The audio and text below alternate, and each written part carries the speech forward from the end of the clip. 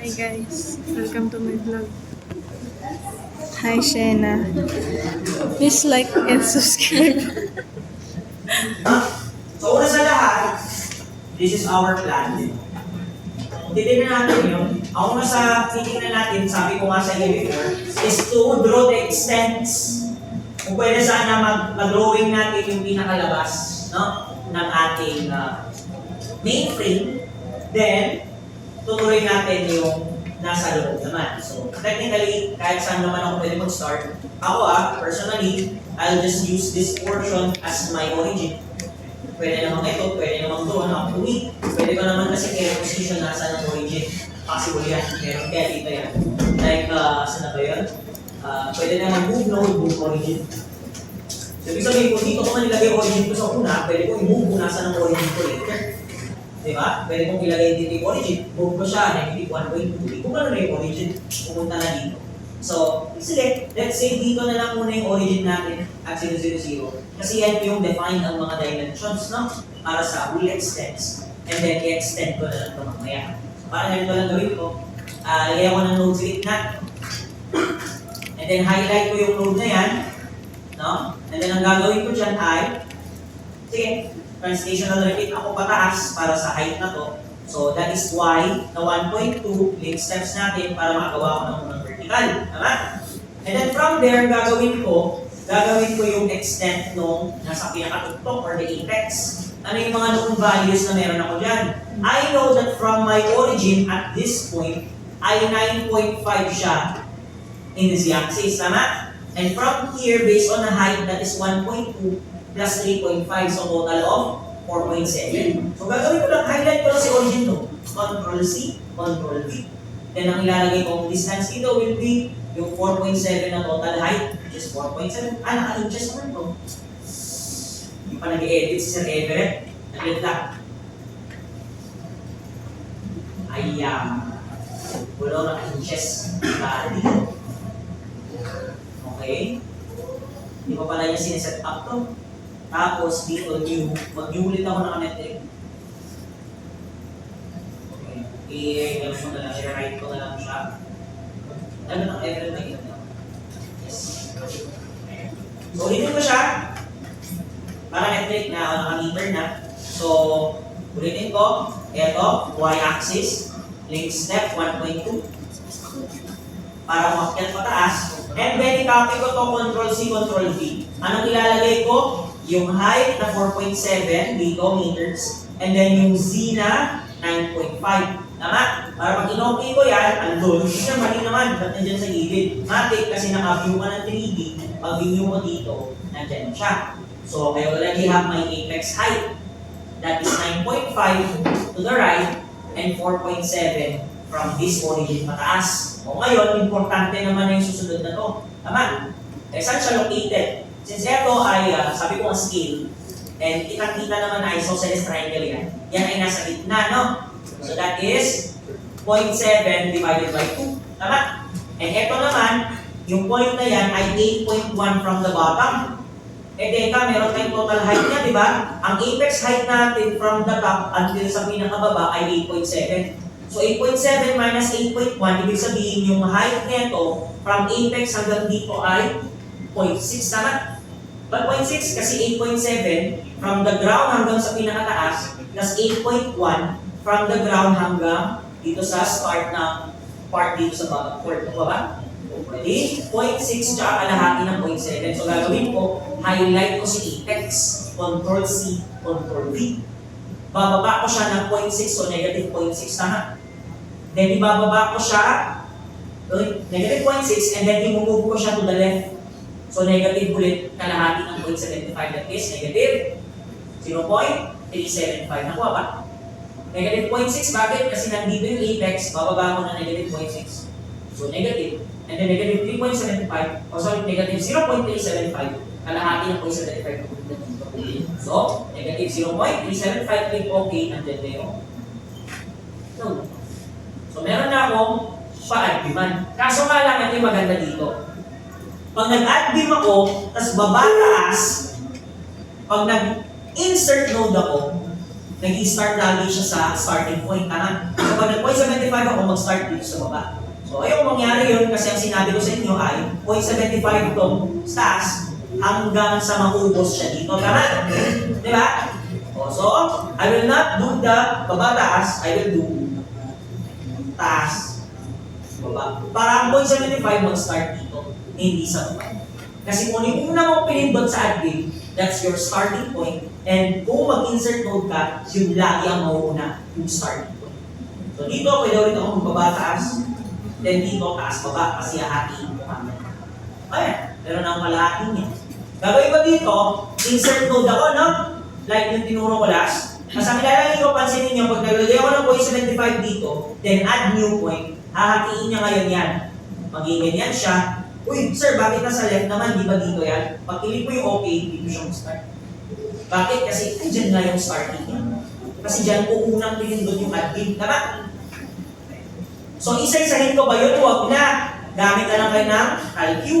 Kaya nga dito, pwede ko nang umpisahan, 0.75 ulit, kasi starting dito, 0.75 na naman. Then 0.75 plus 0.75, 1.5. Then plus 0.75, 2.25. 0.75, 3. Plus 0.75, 2.25. Plus 0.75, 4.5. Plus 0.75, 5.5. Plus 0.75, 6. Plus 0.75, 6.75. Plus 0.75, 7.5.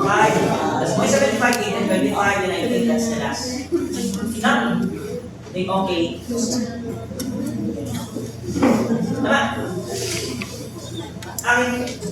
Kung sa alpha naman, lagay ko na 0.75, tapos lagay yung anis, plus 0.75, equals.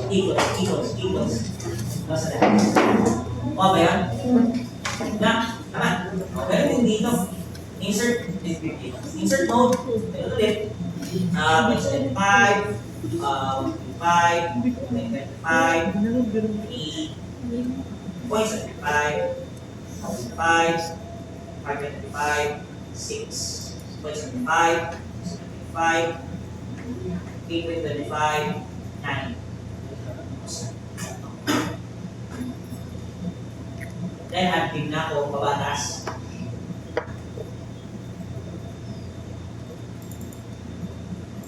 Sir, meron bang shortcut para malagyan na ng game lock yan?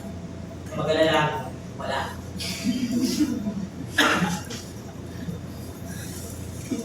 Gawa ng paraan. Isa-isa yun. Okay? So, makukuha ko na yung nandito sa part na to, ang kailangan ko yung extension para dun sa overhang niya, no? Okay? Ngayon, para sa overhang, paano ko din mapag-meeting dito? Wala ka namang nilagay na dimension. Sir, una yung 1.2, meron naman din dito, no? So, highlight ko itong node na to, I can use yung translational repeat sa Z, pero negative direction, 1.2. Take steps para patalikod. Yan. Then ito, pwede kong itaas din, kahit 5 meters na, okay lang, or sige, 3 meters, take step pataas. Kaso nga lang, ito yung kulang, walang magawa, no? So, gagawin ko, kunin ko to, then kunin ko yung angle nito, top portion. So, paano ko kunin yung angle niyan? Kahit yung slope na lang niya. So, paano nga ba yung slope nito? Ang kailangan natin, same slope sa drawing ko line, which is yung same slope dito. Ano nga ba slope niyan? Pwede natin kunin hindi dyan sa buo, pwede natin kunin dito. Tama? Kasi, di ba triangle din naman to? Tama ba? What's the dimension? 9.5 by 3.5. O, di pwede kong gawin yan, opposite.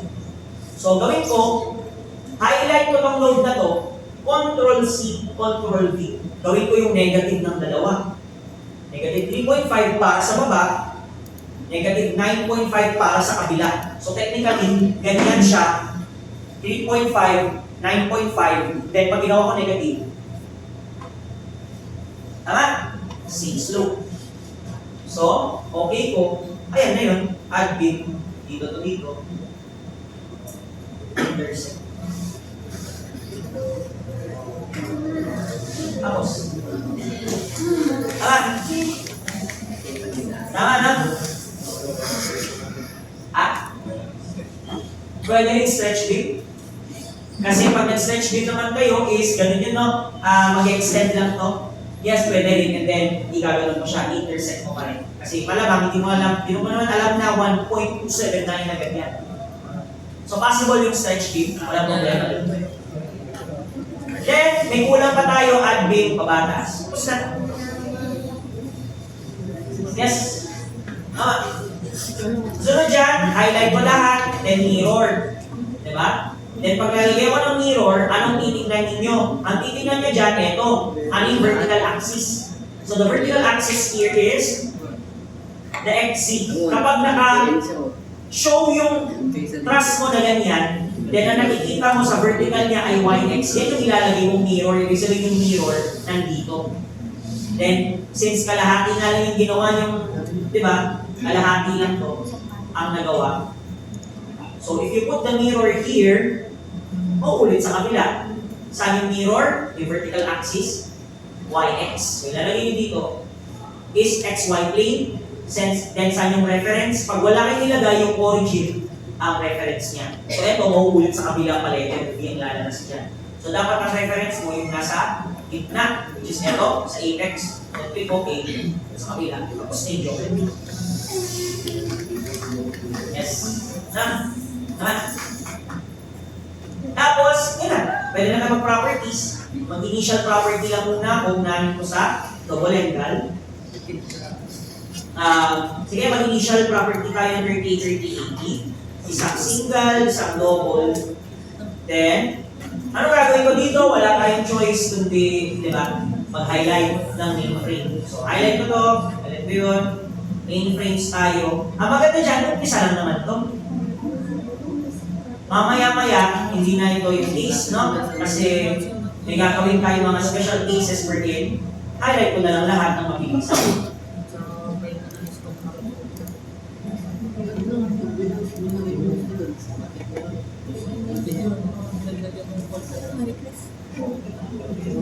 Saan ako?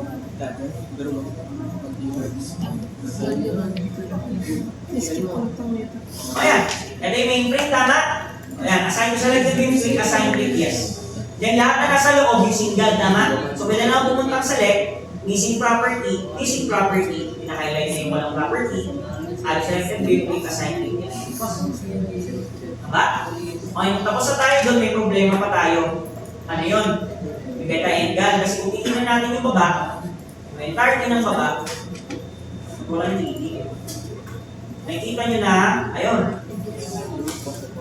hindi siya flat sa baba, no? So, kailangan natin beta angle, kung akong beta angle, 8 beta angle, 180. So, saan mo ilalagay? Sa lahat ng nasa baba. May choice pa tayo, kailangan nyo piliin lahat. Highlight nyo na naman lahat. Mamaya, madali na lang yung mga susunod. Ayan, no? So, beta angle natin, select us, assign to select beams, click assign click yes. Para, it shows na maganda yung entry point kung ilalim. Kaso nga lang may problema. Ano yung problema? Pag tinignan natin itong side na to, hindi maganda yung nandun sa dulo, no? Dapat, flat dun sa outer surface. That case, ilan yung degrees? Naka 90. Kaso din kasi natin alam kung yung 90 degrees clockwise or counter. Ay nabanggit ko na before na movement yung counter. That's why 90 to. Kaya pag ito nilagay natin sa beta angle niyan, titignan natin ulit, naka-flat yun na yung labas. Tama? Di ba? So, ganyan dapat siya, no? Kaso sa kabila, kung 90 din ilagay ko, ang nakalabas yung ganito na. So, dapat opposite of 90, negative 90. Lalagyan naman ng panibagong beta angle, negative 90, para dito sa kabila na vertical. And selected beams, yes, para pag chinek natin to,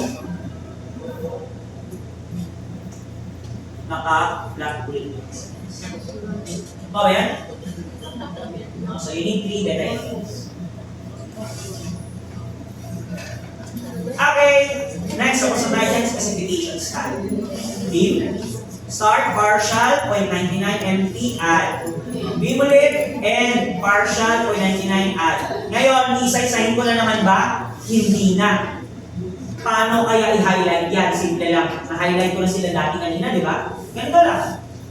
Ito yung mga pansin ninyo every time may ginagawa kayo sa staff. Kasi ito yung isa sa mga pinansin ko before para mabilis ako trabaho. When I was a student, not even when I was an engineer already. Check nyo kasi ng mabuti, may mga makikita kayo dyan. Kasi mapapansin nyo, di ba pag hin-highlight ko to, na-highlight sila. Tapos, pag pumunta ko specification na highlight, pa rin siya. Dagdag ko na lang siguro tong dalawa. And then, pag pinit ko start, hindi siya na-highlight, assign ko selected view. Tapos, ito rin. Tapos, na? Kaso nga lang, ito, wini-weld din. So kahit yung start lang, ito, wini-weld din to kasi isang ganito kasi parang isang intersection nila, it's being welded. Kahit isa lang siguro release dyan. So kahit ito na lang i-release mo, kahit hindi na ito. So ito, yung baba niya yung start, no? Ito, yung baba niya yung start. So kahit ito, yung start na lang ang i-release natin. Kasi welded din yan. So yung kabila, kahit hindi na. Kasi once na weld na to, connected na sila. So no need na yung dalawa, kahit isa. So kahit hindi na i-weld ito, or di na lagyan ng release. No? So yan na yun. Kaya pag bumalik ako dito, gano'n nag-video ko yan, naka-highlight, pupunta ko dito, naka-highlight pa rin siya. Pwede yung gamitin. Mukha ba? Next, loading na. Support pala. Support kung saan siya naka-rest. Take note, the columns are not part of your truss system. So dapat hindi yan nag-loading.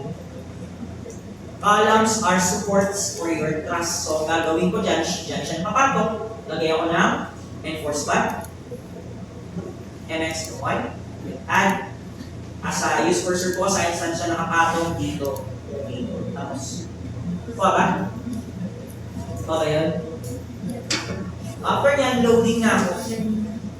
Yes, loading. Lagyan na tayo ng loading, click add. Then, add. Live, add. Window positive add. Window negative add. Ayan. Hindi na lang tayo papasok sa report. So, sample lang, gagawin ko yung report. Hindi ko mababa ako report team. Wala pala ako report. Okay, report ko. Check ko nga baka may nakakopy ata akong report last time. Ano yung title? Ayun, standard report class. Babawin ko na lang yung values, no? Okay. Okay, ano yung mga magbabago sa let load? Ito yung report truss natin doon sa exercise. Exercise to babaguhin natin yan dito sa activity. Una, self-weight same, kasi bakal pa rin naman, tama? Pangalawa, roofing sheet same. Point 1. Purlin weight, magbabago na. Ano yung purlin weight natin? Let's check. Our purlin weight is now base dito.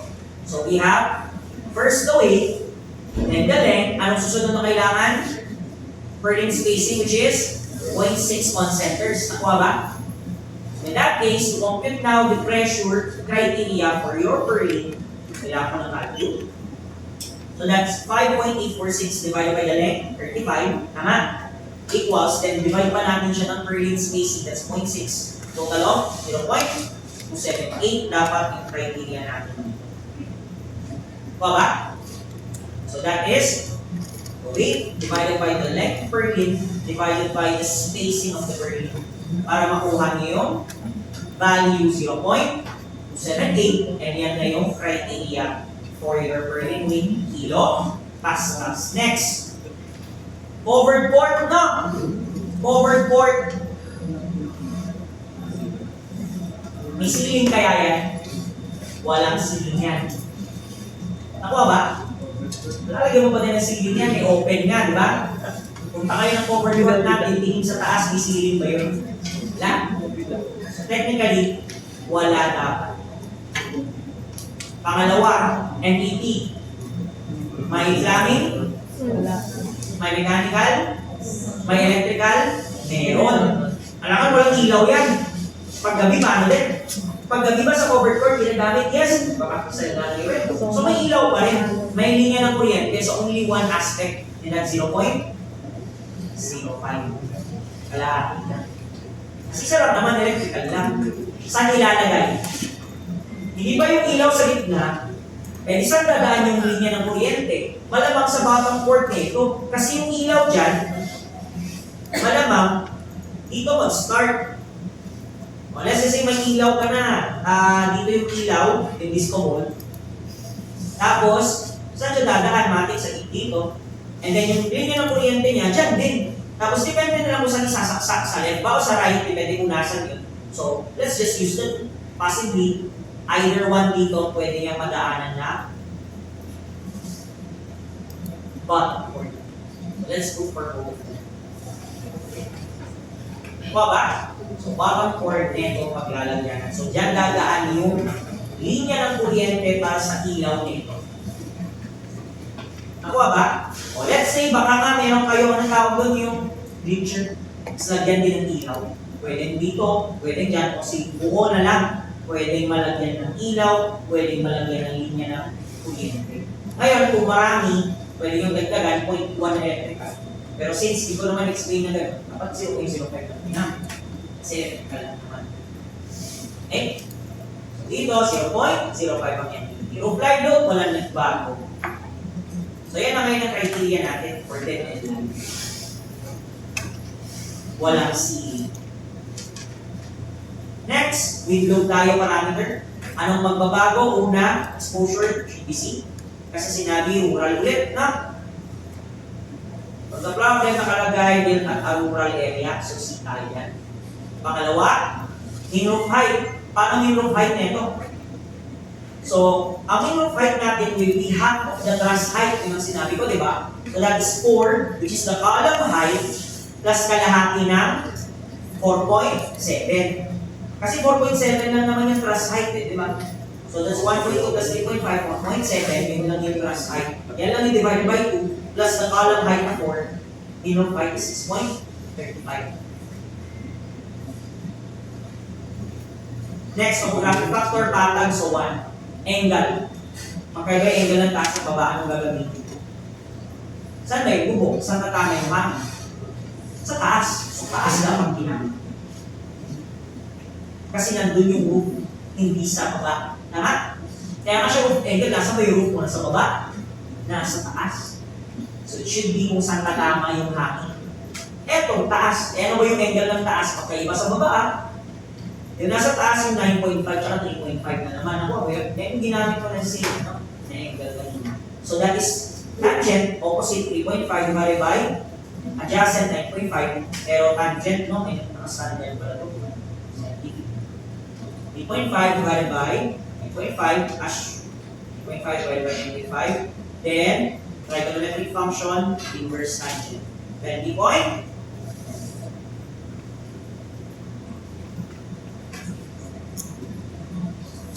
Yan yung angle sa taas.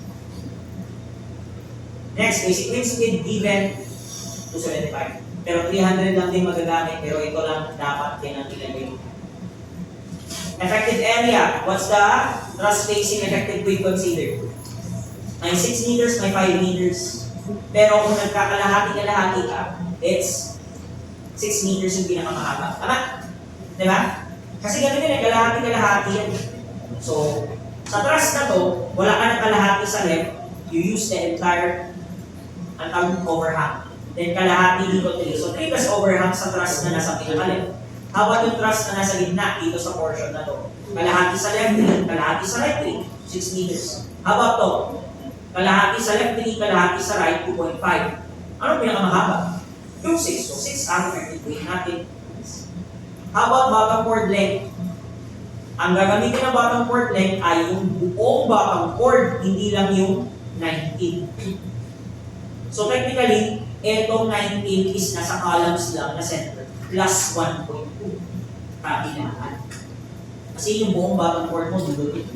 So that's 2.4, yung dalawang overhang, 1.2 times 2, tama, plus 19 total 21.4. So ang bottom chord length, 21.4 times 6, no? 21.4 times 6. 107 plus 6. Ano po?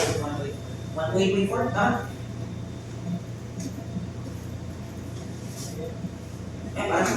Okay.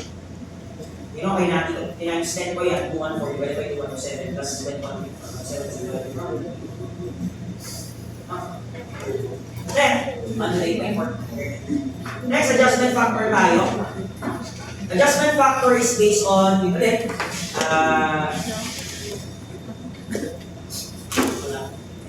meron natin.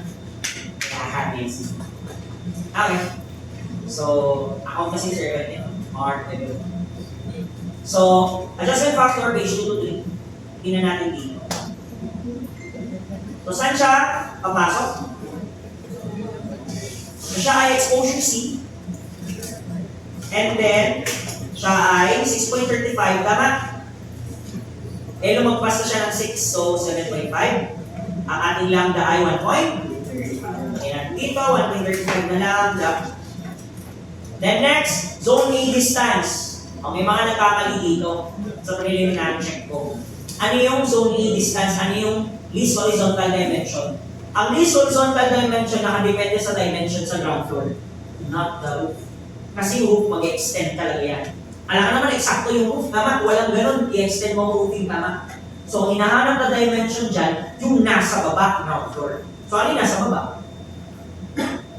Yung 19 by 34. Tama? Kasi 6 times 4 is 24 plus 10. Tama ba? O, 19 by 34 yun. Yung 19 na to is kalang distance. Same dito. Kalang to kalang, hindi yung buong bottom 4. Nakuha ba? So yun dapat yung gagamitin na mas maliit. 19 o 34? 19. So yung least horizontal dimension, so A is 1.9. About to? 0.4 na, mean roof height is 0.35. Kalahati yan. 2 point something. 0.4 times 6.35 ay 2.4. So 2.54. Next is 4% of the least horizontal dimension. That's 4% nito.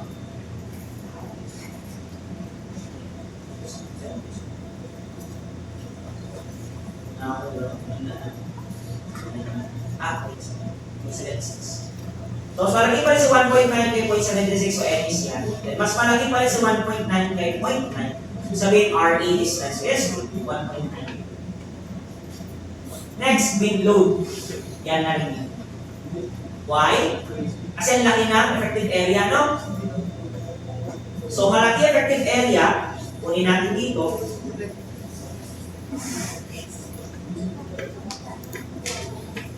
Ayan. So, basic wind speed na gagamitin natin ay, ito na lang, ipapakal, 300. Para dito. This is the column. This is the row. Tama? Next, area base tayo. So, unahin natin sa zone 1, 9.5 effective area. So, papasok siya hanggang dito. Next is zone 2, 9.5 na area. Papasok siya dito. Then, wala na. Zone 1 and zone 2 lang. Tama? Kasi yan yung 9.5, 9.5, no? So, zone 1, zone 2, 9.5. Ang lalabas na value ay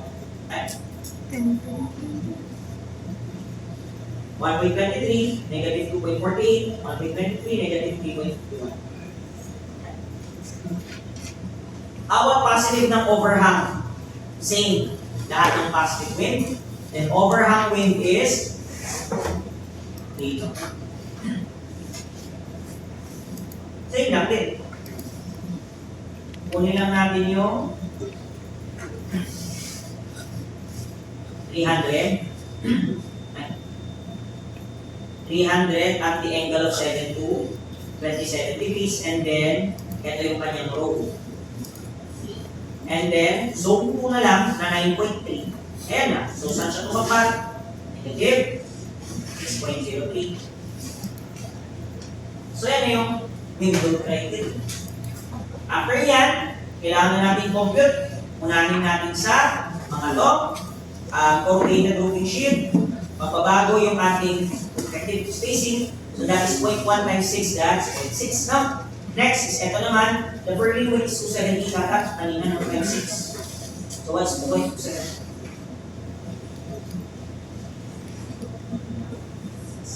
1.67. Then, ito naman is wala na tayong ceiling yung wooden frame, MDT na lang. So that is 0.05 times 6. That is point. Yan na yung load computation na. For dead load. For live load, 0.6 times 6, that's 3 point. Tama. How about wind load? Mapapalitan to. Hindi na to per lane spacing dapat. It should be truss spacing na 6 meters. Then eto is ang lambda 1.35. So, practical lang muna to para maalala ko yung mga value niya. Lagay ko dito. Balitan ko na lang ng billion per meter mamaya. So, unahin natin sa 1.23. 1.23 times 1.35 lambda times 6 meters na truss spacing. 9.963. So yan ay kilonewton per meter. Copy ko lang sa baba. Tama na? Next step naman tayo. That's 2.48 times lambda 1.35 times 6. That is 20.09.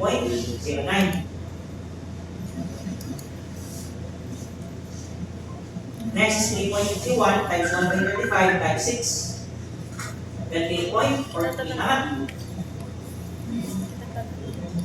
Question kayo sa values? Then last is 6.03 times lambda 1.35 times 6 na truss spacing 48.8. Pero nakakilingod per. Yan na yung wings, legs, and lives. Pwede na tayong mag-loading base add, then load, add, self-weight, add, member load, unahin natin sa corrugated loading sheet, 0.6, negative 0.6 global, add. Next is negative 1.67 for Berlin, add. And last is MEP, negative 0.8, add.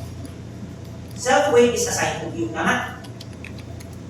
Next, yung bottom chord, teka, na-highlight na natin yung bottom chord kanina, tama? Saan? Sa beta angle. Kasi kung ito properties, kung ito beta angle, yung 180 na sa baba. Palikaw ng loading, naka-highlight pa rin siya. Then pag sinelect ko yung bottom chord load na 0.3, naka-highlight pa rin siya sa inyo sa hindi isa-isahin mo pa. Kasi dati ko na siya na-highlight. Next, yung top chord, na-highlight ko na ba? Yes, na-highlight ko na yan saan? Kailan? Na-highlight ko na ba yung top chord? Yun ang problema. So, ayun kung siya gagawin. So, highlight ko na lahat ng top chord.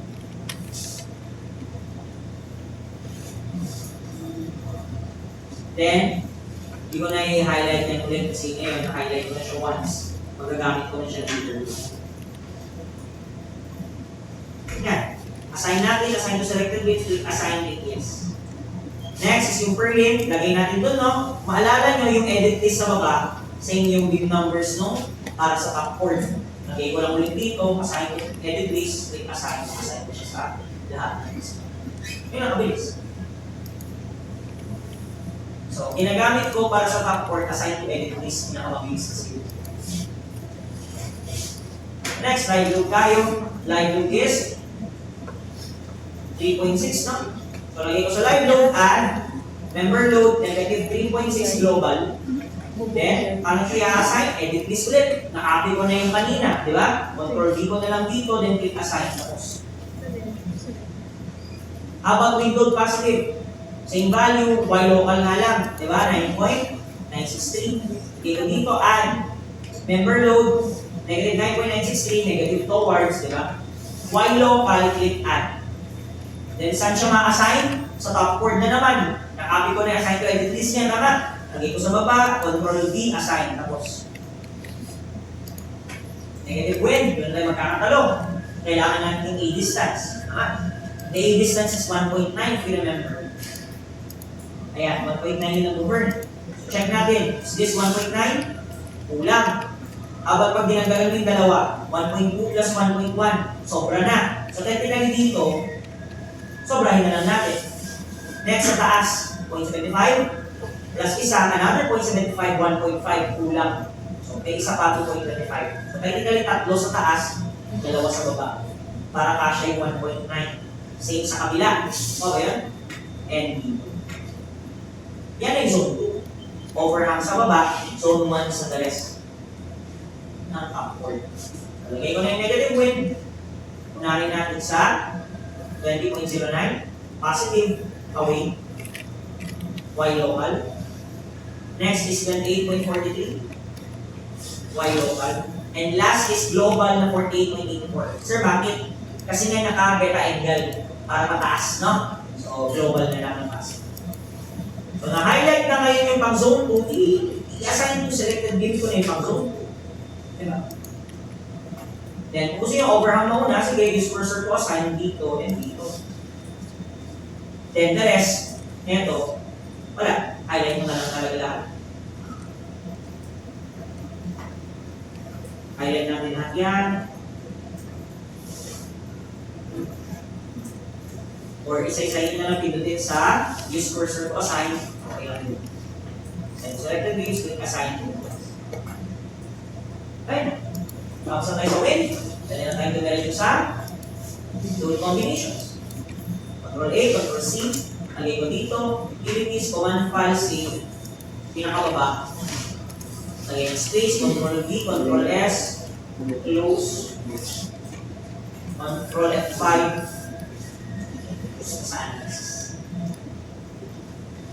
Tama? Na? Then, ang problem niya, wala pang design, so we need load this. So, tama naman yung iba, kunahin nyo munang i-design bago kayo mag-deflection check. Kasi usually, pag nag-fail siya sa design, kahit pa na-check nyo na sa deflection check, if na-change kayo ng size, magbabago yung deflection. Technically, gagawin dyan, design mo. So, kailangan ng load list nga lang. Kasi wala doon yung load list sa command natin, di ba? Wala load list dito. Kailangan mag-load list, dalawang paraan, pwede nyo i-diretso dito, load list 101 to 106. Or, kaya nyo dyan, meron naman dito sa taas, sa may analysis, sa taas niya may load list 2. Kalaki ang yung load list.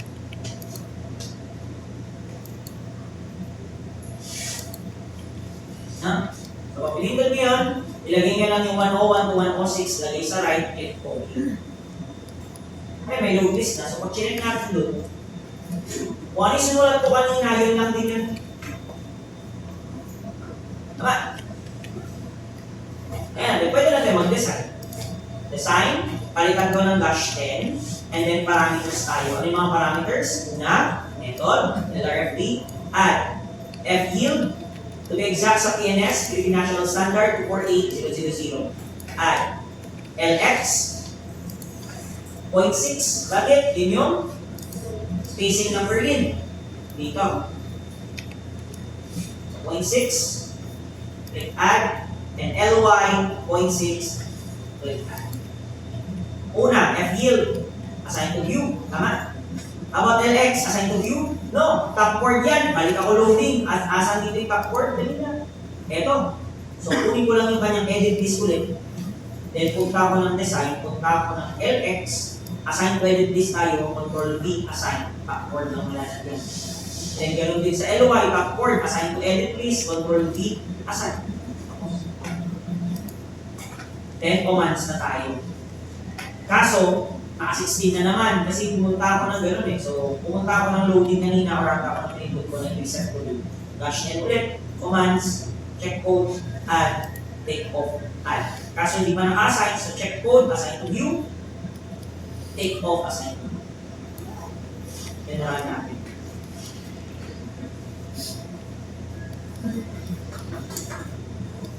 Ayan, check natin kung may nag-fail para mag-design. So, pag ganun tayo, select tayo ng property name na field name, may upward. Tingnan natin kung nag-fail ng how much. Nag-fail siya ng times 1.4. Ibig sabihin, kailangan pa natin increase. Kasi 40% more pa yung binubuhat niya. Dalakan natin yung size niya. Baka hindi lang sa size, no, pati thickness. So, palitan natin yung, meron pa bang itakapal yung MIT?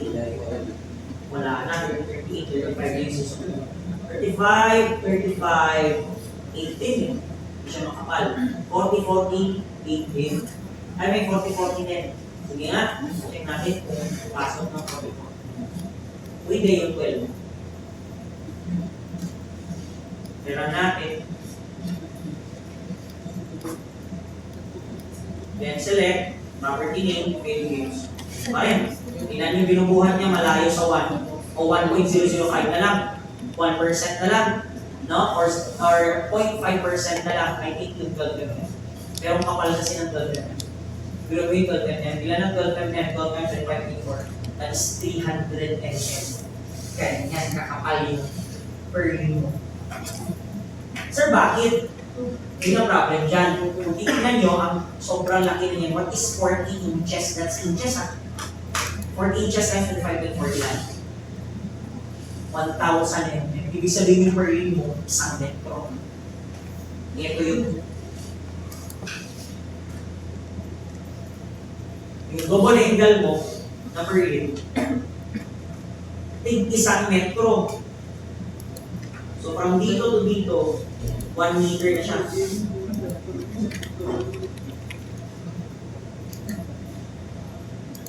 Ganyan na siya, pati sa baba 1 meter. Pwede ba yun? Per ring mo ganyan kalaki? Per ring daw, member ng trust mo, sobrang laki mo siya. Nakuha ba yun? Pwede ba yan? Compare nyo nga sa report natin. Hindi. Sir, ano nangyari? Ibig sabihin na to, yung ganitong klaseng malalaki mga spaces, hindi pwede pang 2D analysis lang. Why? Kasi yun nga, yung original plan nito, meron pa yung mga cross breaks, meron siyang mga tension rods, na-support pa niya. Pero wala dito. Tama, hindi natin nilagay na may tension rods niya. Yun kasi hindi na idea. Kasi pag meron yung mga tension rods, kung-compute mo siya in 3D form, may mga magbabagan. And once na ginawa niyo yun, papalabas nyo, manipis lang yun. Pwede nyo magamit tayo ng mukha. So ito mga ganitong problem, malaki ang lalabas pag 2D yung analysis. Hindi siya advisable na gawin sa ito. Eh sir, ba't mo rin ginawa sa amin? Concept naman yung check ko, kung alam yung panig ilagay, gawin. Eto, if I were to design this, hindi pang 2 dimension. Ibig sabihin, hindi ko yan. Bubuin ko yung buong trust system sa ganyang paraan. O 3D. Nakuha ba? Ganyan mo siya dapat i-design. Kasi sobrang laki kapag nakaiwalay yung mga tension cables sa sinulong mo lang ng dimension. Yan talaga yan. Okay? So, I think 12 is possible sa mga 2-dimensionals. So, 40, 40, 12. I think yan na kasi 1% na lang yun. Kapalan ko pa ng 2 inches. And I think wala nang failure.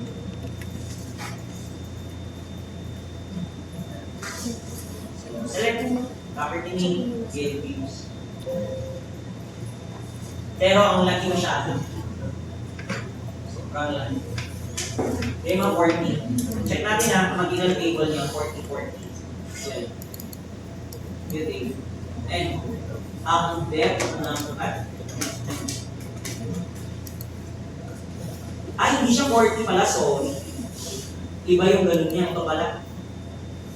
4 inches lang pala, kala ko 40 tuloy, so 4.0 pala. Ano naman tayo sa American code eh. 4.0 by 4.0 by 3/4 pala yung kanyang. Akala ko ito yung ganun, 40. Ano 40 yan, di pala. Ayun, 4 lang. 4 lang yung depth. Then yung B niya, 40. Yung thickness niya is 0.75 na pala. Then wala na yung mga ganun yung cross brace niya. Akala ko 40. 4 inches lang pala. Pwede. Design na mo. Okay, so yun na, pwede na to. F5, kaya na siya. Possible na. Akala ko 40. Oy, tama. Swak sa oras, tama. Swak. O, ngayon, nagagawin ko dyan, dipunta na akong post-processing. Click apply, click OK. Then, sa side na to. Diba? Then, ang gagawin ko, check ko siya sa live load on length. Then displacement, yung ko to, pag naka-open yung gano'n, then releases mo. Ito, yan, red screen, dito to, punta sa Word, na board. Una, ano yung effective length natin? So, the effective length will be considered here. Bali, ang y actual mamaya. No? Yung y actual muna. Ang ating y actual ay, sama rin natin ito. Ng live load lang. Okay. Summary. Mas malaki yung 0.466, no? Ay, 1.466. This is 1.466. And then yung length natin is support to support 19 meters. Yan yung dito. 19. Diba? Divided by 240. Hindi. Bakit? Kung titignan natin yung ating deflection limits question. Nasusupport ba tayo ng ceiling? Hindi. So, dapat not-support yung ceiling tayo. Tama? Wala kasing ceiling eh. So, L over 180, L over 180, L over 120 naman. Nakuha ba? Dapat dito, L over 180. So, 18,000 divided by 180, that's 105.55. Layo pa rin naman, 46. Then dito, same. Ganun ulit. Can't believe. Ayos lang. Ay, slow na pala. Then, kunin natin yung positive and negative wave. Dito. Palitan natin siya ng positive wave. Okay, ganyan na. Pwede na.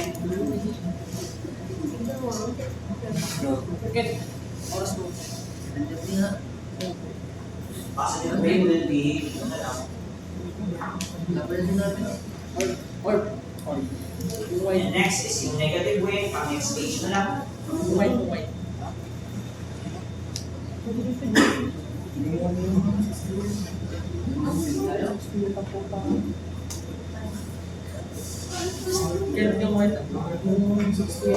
Then yung actual value niya ay dito, di ba? Balik na natin si live, lagay natin si in positive, okay. So 9.535 naman. Pasok pa rin, then service load. Balik natin ito sa service load. So pwede na yan.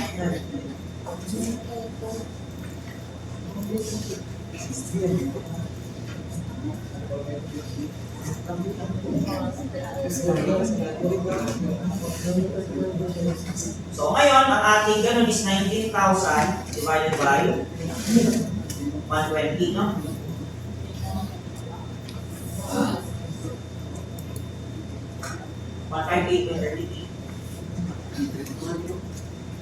Then yung actual niya, dito tayo, right? Dito na naman. So set up, balik lahat dun. Then yung 201 lang lagi sa kabila. In y, 3.081. O ayan na, tapos na. Then analysis output, isa-isahin. Kung mag-analysis output kayo, pwede rin naman kayo pag ganito, copy nyo na lang. So still design. Pero tanggalin yung mga unnecessary start page number, tanggalin nyo na lang. Hanggang sa member.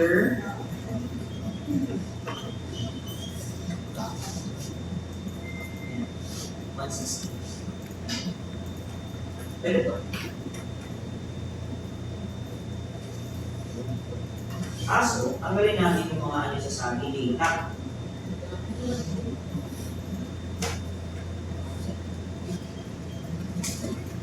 Ayan, pwede yan. Hindi talaga siya nag-table. May mga iba kasi na pag nilagay ko nag-table sila.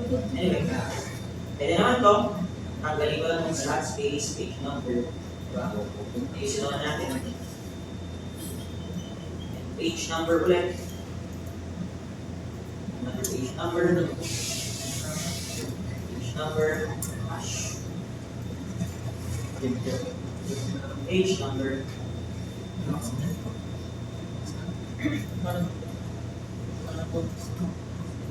Okay lang.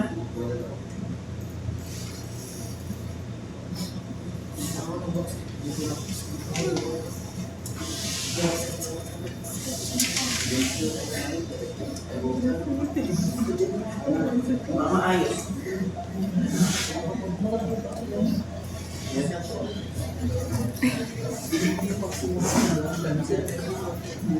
Maganda kaya ako. Fine. And then, take off. Pwede ko naman lingkunin sa ganung paraan. Pwede, or ito na, pwede naman sa group image.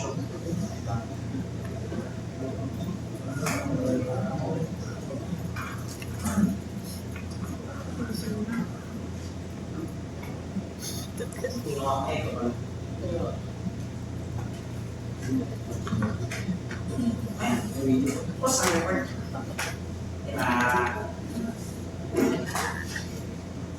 May oras pa para matulog. So yan lang ang ating activity. So based on that, I hope na magawa for the report, kapag